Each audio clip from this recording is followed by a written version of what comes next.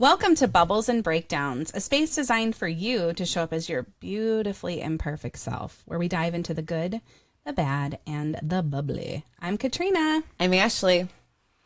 And I'm Ellen. Do you ever feel like you're running a marathon you didn't sign up for with a backpack full of everyone else's expectations? Well, today we are pulling back the curtain on a crisis so many of us are quietly drowning in. The perfect storm of burnout. Today we get to unpack exactly why we are wired for this exhaustion. But it's not just in our heads, it's in our changing biology during these middle third years, leaving us running on empty in a modern workspace that has completely fractured. If you're living on autopilot, bouncing from one fire to the next, this episode is your permission slip to stop surviving and start fighting for your calm. We're sharing personal rock bottom moments. There may be a lot of those. Raw career realities and some practical tools you can use to compartmentalize your work, change your frequency, and just reclaim your peace. Yes, let's do that. I love this. This is so exciting. We are thrilled to be joined by Ellen Meyer today. She is a strategist, coach, and self-described professional hype woman for working women and executive leaders. You'll see, guys, she cuts through the noise of standard corporate coach speak with her depth, definitely humor, and zero script. After 20 years of climbing the corporate ladder, Ellen now runs Grounded Growth LLC, where she does coaching and keynotes on burnout, workplace BS, and leading organizational change. She is obsessed with brain science, which, that's so near and dear to my scholarly Katrina's heart. a scholar. I was going to say nerd, but I was like, ooh. It's fine. I'll take it. Habit formation and human psychology, and simply figuring out how women can heal from burnout without burning their whole lives down. Ellen, welcome to Bubbles and Breakdowns. We are so excited. So excited. I'm so thrilled to be with you guys, seriously. Oh, wonderful. And just this whole burnout culture is running rampant in the corporate world. I can raise my hand high that I have experienced this very near term. Same. Ashley has experienced this. And that's why having you on, who have really dedicated time, effort, and research to what's going on with burnout. Why is this happening? And that's a great place for us to start. Right, Ashley? Absolutely. We want to say, Ellen, tell us about burnout and what you've learned, and impart some wisdom on this group of individuals. What's the why? Yeah, I'm really glad we're talking about it. Although, to be honest, everyone's talking about burnout, but the numbers are still getting worse. And so that's kind of a sobering thing that really did prompt me to really understand it better. So why? Okay. First of all, we always have to go way back. So I feel like a lot of our childhoods were burnout prep school in a way, right? So think we are, I'm an elder millennial / young Gen Xer, right? I'm right between those. The Xennials, yes. Yes, exactly. But I think anyone in that was growing up in 80s, 90s, it's a very specific generation of girls growing up in that era. So I feel like we grew up fast. A lot of us would say we were hyper responsible. That was the first era of latchkey kids. Remember that whole, right? So it was you got home, you took care of things, you played till dark, came home, right? It was a very independent generation. I also think that a lot of women I talk to, and me included, we also grew up in emotionally volatile households. And so there was this sense of I'd handle stuff and I read the room. I adjust to what needs to happen. I keep the peace. So I think this combo of hyper responsibility and hyper intuition, how are people doing, really is kind of a recipe for over functioning, right? Which is hey, we're not just taking care of things, we're taking care of people. And if you fast forward that a couple more decades, a lot of us are in the throes of that. I call myself a recovering overfunctioner because I feel so much of what I'm doing is trying to pull back, trying to control and take care of everything at all times. The other thing I was really thinking about and talk about is, remember, this was the era where college admissions became super competitive. Yeah, that's right? true. So, Yes. Right? So we had this message as kids, okay, go to school, get a great job, especially women, because this was a really fabulous era for women, in the workplace, and we were going to work and do great things and have the kick-ass Shatter that career. ceiling. Yeah. Like women's empowerment to the 10th degree. Yes. Yeah. Yeah. But like, I mean, I was like, I feel like we started resume building almost in middle school. It's true. It was, What clubs are It you was in? like, What sports are you Yes. doing? Are you volunteering enough? Did you help with the Exactly. parade? You know, yeah, all of it. the float making for homecoming, whatever it was. Yeah. And so like, again, we've got this like hyper responsible taking care of things. And then you add this like achievement component. And right. Does that resonate? Well, that's Like, what that I think we feeling of, could like, we could reflect back a little, because when we talk about this and when I hear you, I mean, all of this feels like you were literally in my home growing up. I am And triggered. Same. yeah, like I Same. had the volatile households. I had a job at 15. I actually had to give up extracurriculars and taking on responsibility so early in life. And I could ride my bike across the entire city and be able to be out until dark, and all this hyper responsibility, hyper intuition. I mean, I'm looking at Ashley. She's our sensitive, like she reads the room better than anybody. I am know. a sensi. But also, when you were saying this, I was like, Superpower. you know, I was thinking a lot about this, getting so excited for to record this episode with you, thinking about, we don't talk about this why enough, and thinking about people pleasing. I was like, I was a people pleaser probably at 5 and didn't even know it. Yeah. Yeah. I mean, this is where, I mean, I don't want to get, we're not going to therapize here, but, Right. you know, a lot of what we do does touch on patterns that develop before we even realize that they're a means of survival. And not in a dramatic sense, but I mean, for some people, yes. But I just mean like, this was how we kept things steady in our lives.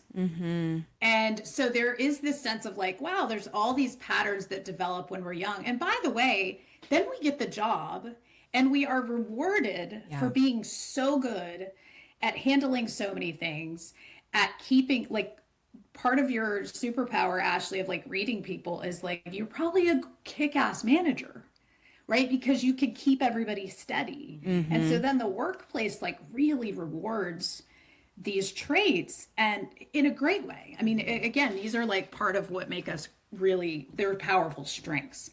The problem is when you fast forward a couple of decades and all of a sudden you also have this layer of family life and responsibility, all the adulting that we have to do, and just the plate gets so full, and all these patterns, the perfectionism, the people pleasing, which we talked about. Like for me, I'm like very much performance driven, like productivity, like what did I get done today? Checklist. These things, exactly. And like all these things that, again, they were such benefits to us early on, building a career, all of that. We just get to where we can't sustain that same level. And we start to question, we start to, you know, if we're really doing the work, which I think is critical, we talk about burnout, is we start to look at like, what are my own patterns that help fuel this? Right. Which takes us to the second one, which is a really big one too. So the why of like, okay, part of it is like what patterns that developed. But the second one is we then experience this massive hormonal shift. Yeah. I know. I want to cry. Perimenopause, stand up. I know. The things that we... Yeah. And we're finally talking about it more. Thank Yes. God, literally. But we're also learning it starts earlier. Yes. So by like mid- 35 30s? sometimes. Yeah. Yeah. Yeah. Yeah. And what happens is like basically in that 10-year stretch, roughly 35 to 45, is what I call these the hustle hormones. So these are like the progesterone, estrogen, the testosterone, all these things that actually like fuel that hustle that I was just talking about. Those are cut in half Right. during that stretch of time. I have felt this so much, whereas before, you know, our capacity would have been much higher and our resiliency would have been much higher, to your point of like this. I love the way you phrase it as a hustle hormone. Yes. But that is what it takes. It's like energy that just wanes out of our body, and then we can't think clearly. There's so many impacts of all this receding Or like you hormone. said, Katrina, the resiliency, I can't bounce back. Right. It takes me Yes. so much longer to bounce back. Right. Good Exactly. call. Like sleep, like our recovery, sleep. I mean, how many of us are struggling with sleep in this stretch of time? Throw a glass of wine on there and now we're my up all God. night. Yeah. All night. Oh yeah, no, it's crazy. And then so literally our recovery takes longer, that emotional resilience. So again, we now have like these patterns that are well developed, and then when we're like, wait a second, why can't I handle this as fluidly as I used to, right? Like, oh, I used to crush it. Right. I could get by on 4 hours of sleep and still like nail that presentation at work. Or, you know, like, but we can't survive on protein bars, and, you know, like we have to care for ourselves differently now. Yeah. But this is a huge part of burnout that I talk about a lot, because I don't think we're talking about the biological part of burnout enough. No, and I didn't even really think of it as a factor until I came across your page. And I'm like, you know, sometimes you just need that light bulb moment to hear it from someone else. That's what you were for me, to say, oh my gosh, this is starting to click. And also, let's spread this word to people to say, you're not alone in this. Yeah. Because it's heavy. And this was part of my own like journey to figure out why. Because here's what happens, guys. We don't just all of a sudden wake up and go, maybe I'm burnt out, I'm going to have a lot more grace for myself. That doesn't happen, right? We usually push through. Yeah.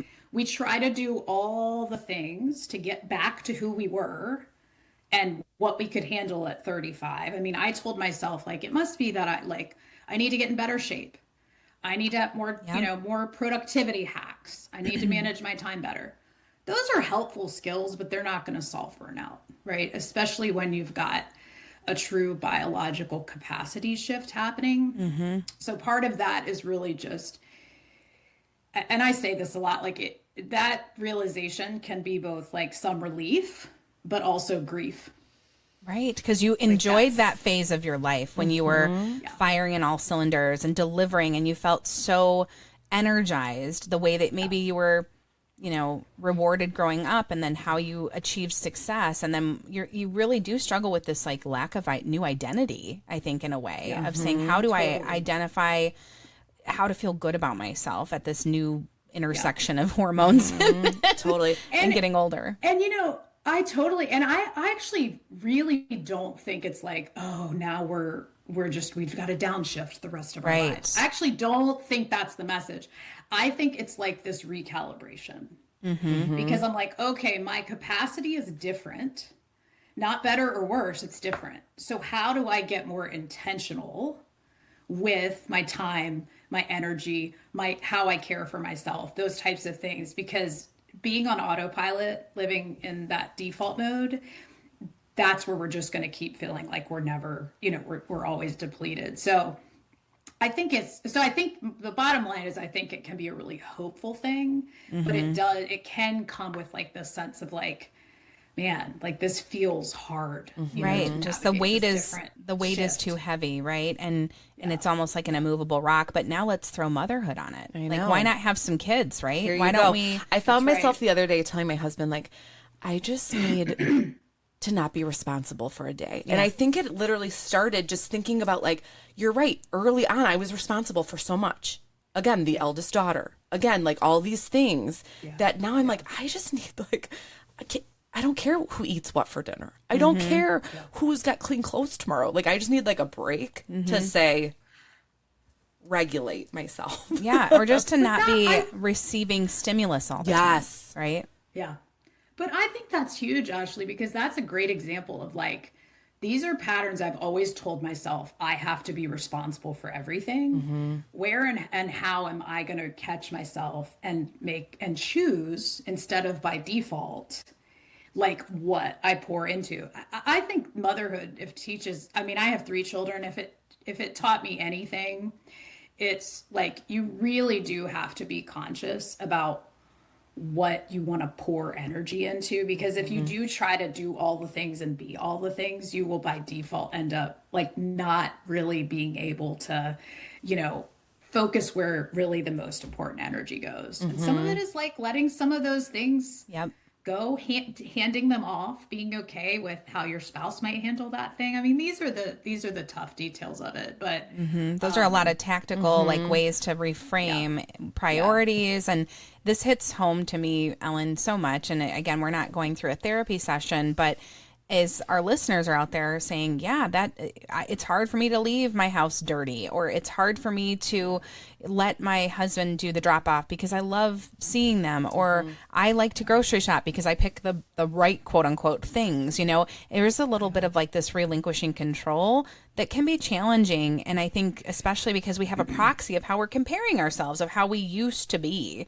And so it's like this whole calibration. I love that word. And it's a really good call to action to say, you know, don't throw out all these things you love about yourself, but calibrate and maybe right size for where we are in our lives. I love the way you frame that. And the next thing that we wanted to talk about that, you know, so there's kind of like this, how we're raised, the biology, and then, you know, add motherhood if that's a choice for people to have children. But then there's this whole landscape of career life and work that looks vastly different, and that we've experienced 100%. A huge evolution, especially post the pandemic, right? Oh, yeah. So we'd love to get your perspective on what you uncovered and unearthed about this. Yeah, that is the third thing, because you've got sort of these internal dynamics, but then you put that into this landscape of the future of work and the world of work, like dramatically changing. Right. So we've got the internal components of burnout, but I was even thinking back to the start of my career and like getting my first, this is how old I feel, like it was a BlackBerry was like my first. Oh yeah, I had it. I returned that thing. I hated it so much. It was awful. It was horrible. Like, who made this up? I know, but you got a work phone. Yeah. Right. And it was like, okay, well, yeah, you occasionally used it. But if you think we went from that maybe 15 years ago. Yeah. To now, like our work is literally with us constantly. It's true. It's in our pocket. Constantly. Yep. Yeah. So we cannot understate like the impact of like technology and that sense of always being on. Even if you're not on the device and on the email, our brains have lost that demarcation between work and home. And just like you said, COVID really just, all of it collided. Yeah. I always say with smartphones. We were working in our bedrooms. Right. Yes. And I still am. You know, my standing desk is in my bedroom, and there's no more disentangling or separation between my worlds. And I always say with the smartphones, it's like we're walking around with the entire world in our pocket. And, you know, it takes like a cognizant effort to remove that device from our reachable grasp. You know, it's just always there. And even if you can do that physically, there's work to be done to actually like really retrain your brain of like, no, this time right now is actually my home time, my family time, because it's so easy to like, I could put the device in the next room, but I'm like ruminating about the meeting or worried about how Monday's going to go and the pitch I'm doing, whatever the thing is. So I think there's both like the time or the like physical space boundary, but also how are we kind of creating boundaries around like our energy of how we're thinking about it. That's hard. It's really hard because again, go back to all those ways that we thrived. Right. Was being on top of everything. Yep. And now we're having to like decondition some of that. And it's really hard. The other thing is the pace of change in the workforce. Wild. Is insane. Wild. Insane. Introduce AI. Yeah, which is not regulated, that's taking up a ton of like real resources in the world, and we don't even know how to manage it. And everyone wants pervasive. You to use it though. Right. Yeah. Just this thing that we don't know. Just for the sake of using it. Okay. And AI is like obviously like is a seismic shift. Oh, like seismic. And I do use it every day. Yeah. I do. Yeah. But this pace of innovation has been happening for many years. So really, ostensibly, like since we entered the workforce, like think of like, again, we talked about BlackBerries, but like everything, not just technology, but the pace, and I'll geek out a tiny bit because I was on the ops business side, like the COO.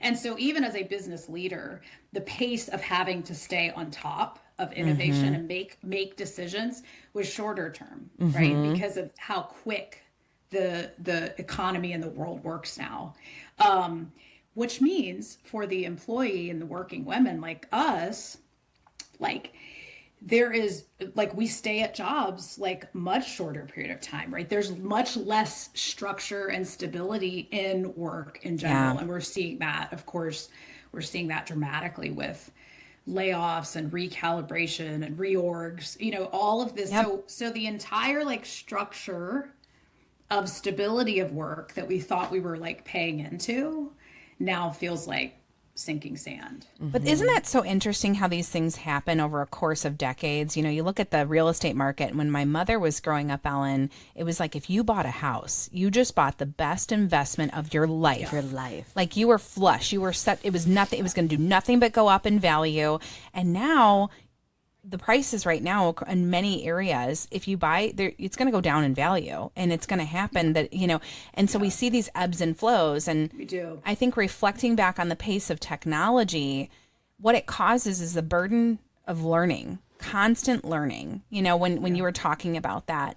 And I've actually been reflecting on this as I just started a new role, Ellen, as I was like, what if things were simplified? What if people went back to notebooks and had to keep their contacts in a piece of paper, and they didn't have to learn all this technology? And what my hypothesis is, maybe we could be actually way more effective and productive. Probably. Because you're not having to be in this constant learning, because if we're in constant learning, then we're not in constant engagement. And there's this trade-off. 100%. And so I think we're going to see the tip of the scale back. The pendulum is really shifting in this direction of more technology, more effectiveness, more data. And I think we're going to start going hermit crab back and recede back into our old ways. Fingers crossed. I don't know. I was going to say, I love like a countercultural take. So I would love if that happens. I do think person to person within teams, within like relationships, I think we're seeing this. I think people are desperate for community. Oh yeah. 100%. I think that's the other thing. Like, I think there are lots of perks to being remote, especially as working moms, but it is very hard to have genuine camaraderie and community in the same way. Like, I have a lot of nostalgia for like early in my career. Like, I was in finance, like you were like with a bunch of young people, like analysts, like we were like figuring it out and ordering pizza and staying late. Like there was a fun. camaraderie. Yeah. It was fun. And and I think a lot of just the way that we work now, we're geographically spread out. Yep. I think work's a lot more transactional than relational in a lot of ways. And so especially like how we're wired, like part of why we probably enjoy work is like interacting with people and engaging with people, for better or worse. I mean, there are certainly downsides. Right. The hardest part of work is also the people usually. Agree. But I think that's a whole different shift in like how work looks. Totally. And I, before I left corporate America, I was an employer brand. So my job was connecting employees with their purpose. And it's hard, especially in the remote world, to build this connection. And I think we're just going to, it's tough, but you're right. Companies also have changed. Right. But I will say, drastically. Yeah. I love, Ellen, that you indicated it's by person, it's by team, it's by leader. And when I had the opportunity in my last role to lead a larger field team, we really were hyper live interaction, also because the nature of the job that they had.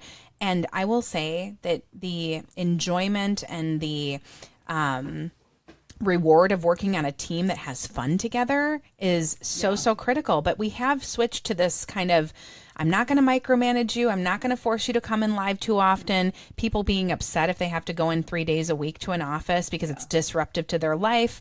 And I feel like it is definitely lost on many teams and many leaders, the importance of those live engagements, not to be micromanaging, but to build community. I think this is such a great point. And I do hope we see more of it, just being a little optimistic. Yeah, I love that. No, I love that. I love that. Yeah, I'm curious how you see it, Katrina, though, because you're still in the working world, and it's critical that we have women that, I mean, my whole thesis is like, we need women at every seat at the table. Like we need women at every table. Yep. And yet so many of us are burning out. And the prevailing message right now is like, just quit and do your own thing. And I think that's good for a lot of people. But if I really play that out, what happens? We leave a lot of holes where we need to be in the room making decisions. So I think it's like it's a really critical point, I think, for what's happening and how women sort of find their role in this completely evolved work life, you know. Yeah. Well, and not to unveil too many personal details, obviously this podcast is completely separate from my career and work, but we just elected our first ever female CEO for a very large organization, and we have high representation of females. And I think that there is this balance of you don't want to burn them out. So it is about right sizing the work expectations and engagement. And I hope that we continue to have those conversations, because I know that, you know, not every organization focuses on these things. So it does leave this trail of burnout dust and people jumping ship, and maybe jumping ship to the point where they put themselves in financial distress. And obviously we want to avoid that, because we all have bills to pay, families to take care of, and take care of ourselves. So to your point, you know, maybe it's not always quitting, but it's saying, what can you do? And I'd love to talk about that. Totally. You know, Yeah. what can we do to avoid and yeah, right size the burnout? If you will. exactly. Right size. Oh my gosh. Well, I do think, to your point, there is the company that you work for, the people you work for, they certainly do impact. But I think we have to look at our own contribution to burnout. Yeah. Because so much, I mean, this was my journey. Like I had lots of excuses for so I did, the corporate grind, just like so many of us, for 20 years. And I loved a lot of it. I loved the strategy. I certainly loved the paycheck. I loved the title. Like I loved a lot of components of it. And then, like so many of us, like stuff goes sideways. Right. Leadership it just shifted, and it was really hard, and it would have been very easy. Well, I'll be honest. Initially, I did want to blame everybody, right?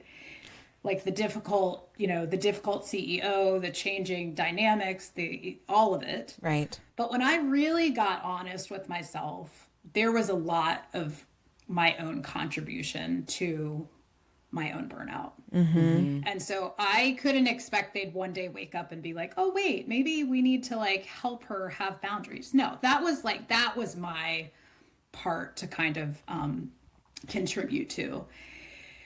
So I think that's part of it, is how do we kind of get honest about those patterns and what we need to work on. But yeah, I mean, so let's see.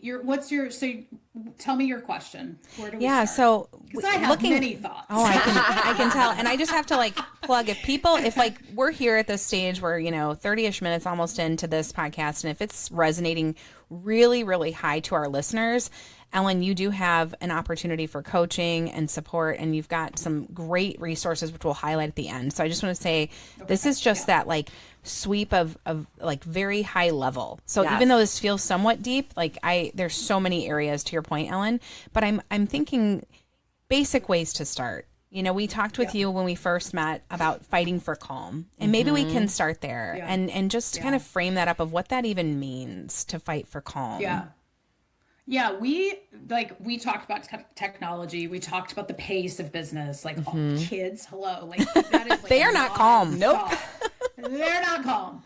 And again, if we look back at, like, we've always been like striving and thriving. Yeah. However, especially this newfound hormonal shift, like our bodies and our nervous systems are desperate for silence and stillness. Agree. Which I don't know about you, that like freaks me out. Same. Like, I'm like, oh, like, because as soon as I remember trying to like meditate, because of course, like we all have had that, and I'm like, I'm three seconds in, I'm and you're doing a to-do list, and you're like, I'm like, I got to put a podcast on when I'm doing the dishes. I'm like, if they look at me and I don't have a head or earbud in my ear, something's wrong. Something's up. Yeah. So I'm not gonna say like start some streak of meditation, but there is this sense of like, we are actually missing and actively negotiating against some of our body's like basic needs. So when I start with women, they want to talk often about like work and like all of that, which I'm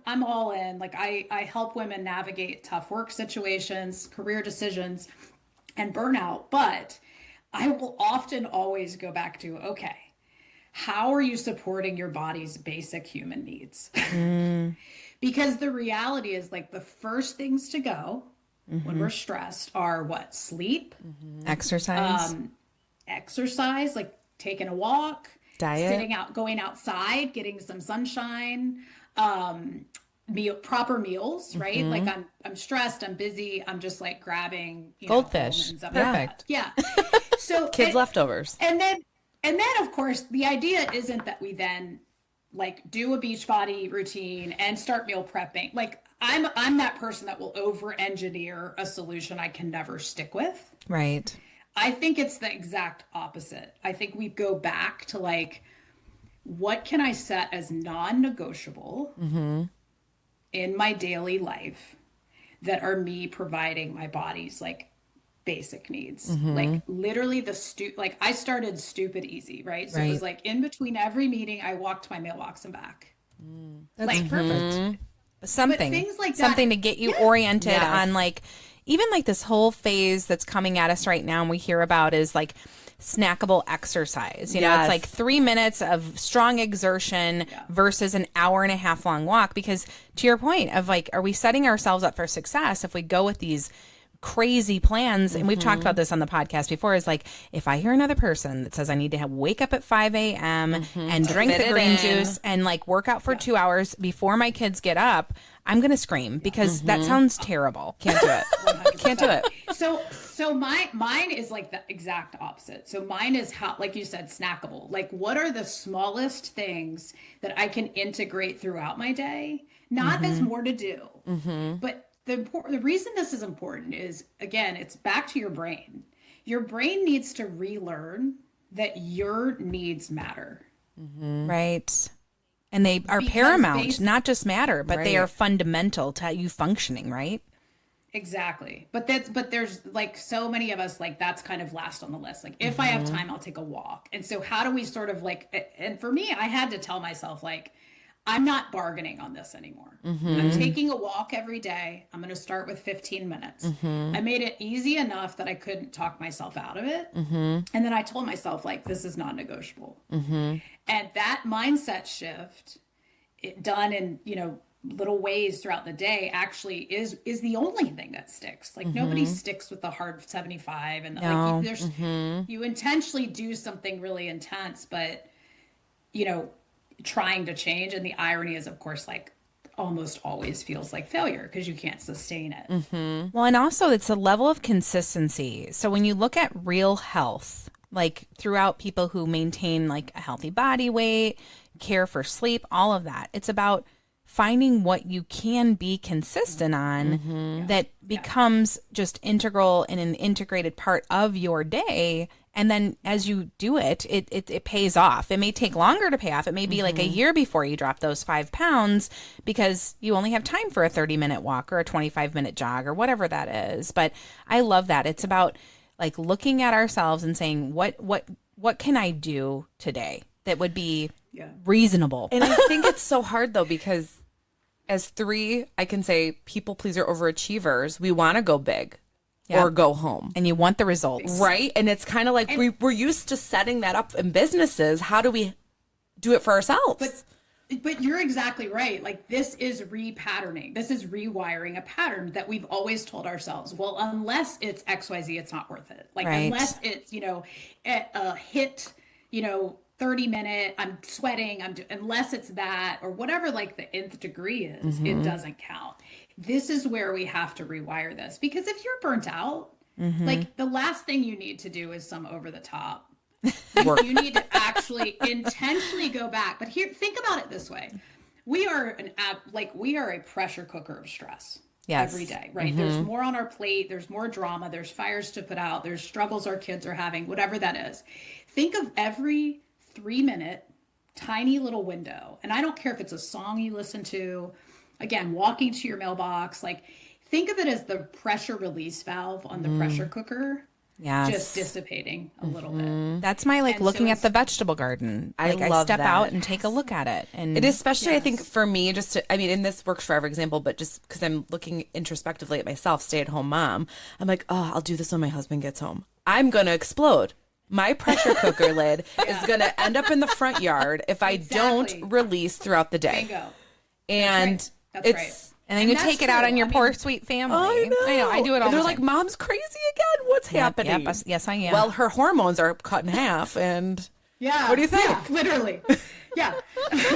Well, yeah. And that's the thing. I think it's relearning that like it does count. Right. Every little bit of that, it does count. Yeah. And it's this way to kind of get our nervous system back. And then of course you can stack habits. So then I talk to women about like, okay, it's not 5 a.m., but it's like what sort of stacked window of maybe a 5-minute routine in the morning and a 5-minute routine can you anchor your day in? And we just start to create some pockets, and it's crazy how your brain will start to like want those rituals. It's amazing. It's like, oh. So anyway, that's where I start, because also if you want to do deeper work of like healing and working through burnout, you cannot do so if you're tired, like exhausted because you're not sleeping, you're, not fueling yourself, you're not moving your body. And so it really is like getting back to some of these basics. Well, what I love about it too, Ellen, is because you're making it simplified for this audience, but as you're talking for those who are more into like the science, right? The aspects that you're talking about when you talk about the deep work or understanding why, okay, that's your psychological aspect. When you talk about habits, it's reframing your neurological pathways, which is all about this. Bingo. We still have neuroplasticity and we can retrain ourselves. And I think there's just, if we don't hear anything else in this episode, our capability and capacity for retraining how we think and what we do is not definite. It is infinite. And we have to start reframing that it can happen at any stage. And we have to know that maybe it won't happen as easily as it did when we were 20. We might have a longer time, establishing habits and reconstructing our neural pathways, but we can do it. And I know I'm getting like, again, Ashley is just like scholar, but at the same time, like, I think there's just a fundamental reframe, because a lot of times we find ourselves, Ellen, saying, it's just the way I am. I just have to learn how to deal with, this is just the way I am, or this is just who I am. And that kind of like settling in and not allowing ourselves to grow and to learn how to operate differently can really hold us back from enjoying a healthy, happy life. Right. So yes, totally. But here's a reframe on that reframe a little bit. Yeah. Give it to me. There are a lot of us do have these patterns, right? I am a perfectionist, and I know that I can overthink stuff, right? And really ruminate on stuff. But instead of like really, I need to rewire that. What I do is I say, well, that's part of my process. Oh, I love that. I integrate it, right? Yes. I integrate it. So I know I'm going to like start, and part of it is I'm going to want to sit in this place of retooling, rethinking. And if I can like accept that and move through it more quickly, then that's a win for me, versus like Ashley, you resonated as being a people pleaser. That actually can be like a wonderfully beautiful thing, right? I love the people in my life. I receive the reward of this. Don't stop. No. Exactly. I love gifting. So it's not about like rewiring the parts of that. Own them. Right. It's about what is the part where I catch myself? Okay, part of my process is I'm going to want to overextend or overgive or I'm not going to want to speak up for myself. So how do I see that as, okay, I moved through this process. This is now the point. I want to change this or say something differently or really investigate it, versus, because I think when we think about like patterns and burnout, we can also go to the sense of wanting to like, well, I've got to overhaul everything. This is what people, Ashley, I love what you said. Like, I just like to not have responsibility. I felt that way. Holy crap. As a corporate exec, I was like, if I could not have the pressure anymore, Eject button. I would like eject button, but I couldn't.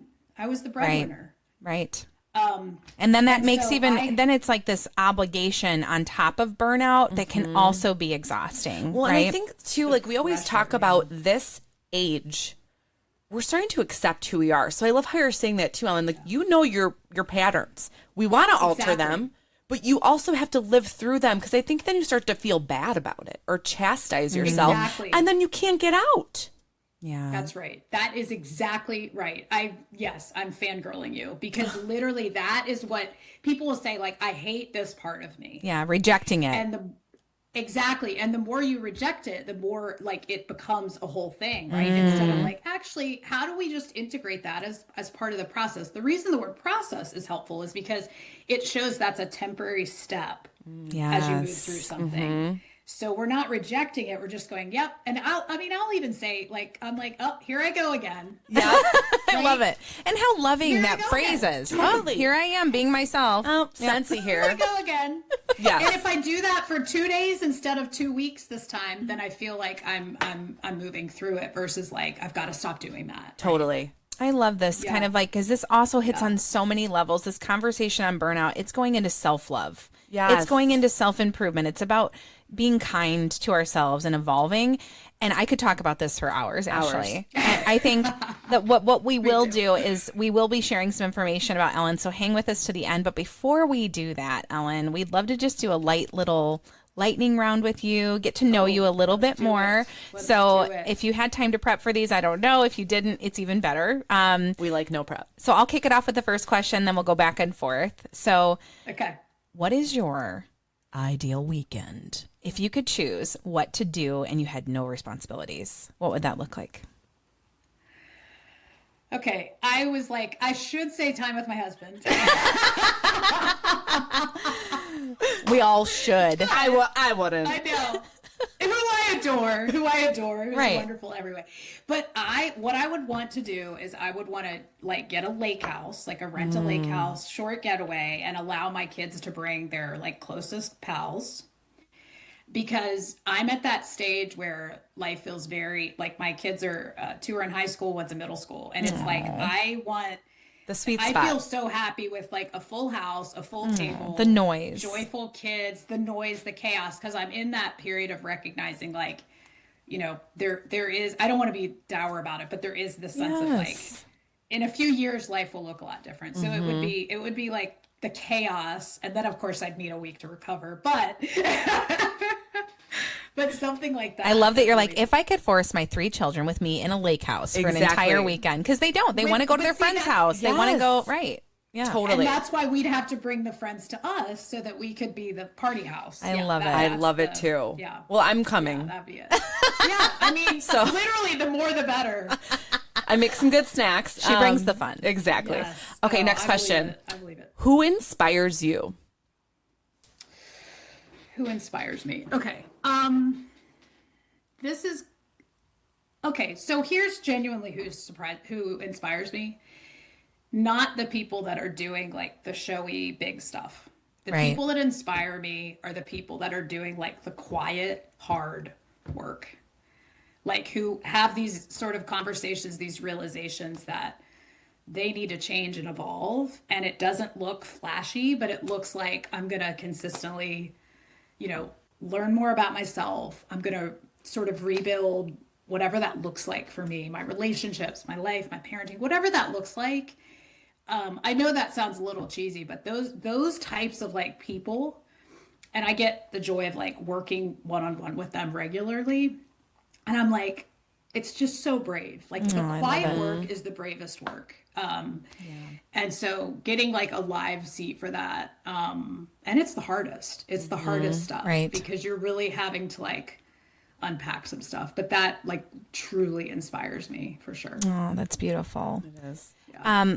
Let's see here. We'll have 2 more questions and then we'll highlight some things of how you can keep in touch with you, Ellen. So do you have a mantra that you use when maybe your life gets difficult or challenging? Is there something that you think and it kind of kicks you back into reality? Yeah. So one thing that changed my life about 10 years ago was reading this saying, everything's happening for me, not to me. And so recognizing like, you know, that like, oh, if something's hard, I just haven't learned that part yet. But this experience is for me in some way to grow, to learn, to evolve, something like that, versus feeling like these things are coming at me. So that's how I try to really see things. And it helps me to feel like I'm part of that like learning experience versus like, oh, I'm just like being, you know, Drug thrown alone. off the deep end. Yeah, it's But kind of, yeah. it's forging your path, right? In a sense of just It's less victimy of like why, Right. and it's more about how. Like this is happening, so how is this going to impact me? How can I go through this? Right? Right. I love that reframe. and how can I turn it into something positive? right and own it, Yeah. not reject and like, it. And like, if something's hard, I haven't learned that thing yet. Like there's a component of like, I want to recognize, like, it doesn't mean I'm broken or whatever. It's like, oh, I haven't been through this experience yet. Like, how am I going to navigate this? I love it. Same. Okay, I'd love to say I always found that, and that like inspired and altruistic. That's usually after a freak out. Oh, of course. You got to go through the breakdown. Wait, what are the kids saying now? A crash out? Is that what it is? Exactly. A crash out. A crash out? Yes. I was like, what's a crash You're out? so cool. I mean, my hairdresser said it to me, and I was like, I don't even know what that is. Like, girl, I know. Total crash out. And then Total crash out. Yeah. I know. All right. Well, last question. What's one piece of advice you would have for someone who's experiencing burnout right now? The biggest piece of advice is do not overhaul your whole life. Like, do not make a huge dramatic decision. Because true burnout, right? There's lots, people use burnout in very different ways, but true burnout is really a nervous system depletion. And to do something big and, a major change is adding more uncertainty, more instability, which is exactly what your nervous system is already struggling with. And so I think, that's our tendency to do something huge to fix it. And this is where I really think we need to kind of go the opposite way. What can I stabilize so that I can then rebuild my own sort of like capacity back up and shift? So that's the big thing I would say. I love that shift of thinking of stabilizing, because I think in those times of chaos and unknown, having that stable point will keep you grounded. It's like throw a little water on the fire. Like don't like sprinkle it. Like get it down to a smolder. Like you can get bangs, but don't break up bangs or don't shave the side of your head. No. Don't get bangs, right? Don't get bangs, And a lot of, I will say, obviously there are workplaces that really are like they're not conducive to healing. Right. And so there are always exceptions where people really do have to make some big changes. But I think like the common language right now is just quit and start your own business or something. Yeah, it's true. Like there's a level of like creative capacity and mental reserves, and like you need to do that. And so layering on more pressure, more urgency to fix it.